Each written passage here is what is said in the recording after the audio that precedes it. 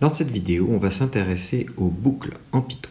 Donc les boucles for, comment ça marche? Alors déjà, la structure, ça se ressemble à for i in ensemble, et ensuite vous avez toute une série d'instructions qui sont toutes indentées à la même distance, et ensuite, quand vous avez fini votre boucle, vous pouvez sortir de l'indentation. Donc le mot-clé for, bien sûr, pour démarrer la boucle. Ensuite, vous avez le nom de la variable de boucle que vous pouvez choisir comme vous voulez et qui est automatiquement mise à jour par Python pour parcourir les éléments de ensemble.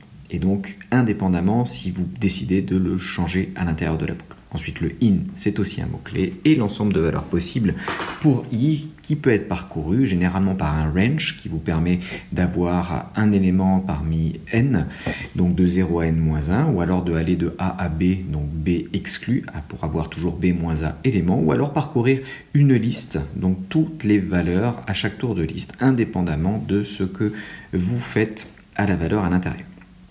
Vous avez l'indentation qui est bien là pour délimiter les instructions à repérer, puis le fin d'indentation qui me dit que je suis sorti de la boucle for et donc cette instruction ne sera pas répétée. Donc pour les usages courants, donc déjà on parcourt en règle générale les positions d'une liste et on peut du coup demander de rajouter un calcul sur deux listes. Attention, si jamais vous regardez l'élément d'avant ou l'élément d'après, il faudra faire attention aux bornes que vous avez dans le range. Ou au contraire, on peut parcourir directement les éléments à l'intérieur d'une liste si vous n'avez pas besoin de connaître la position à l'intérieur de la liste.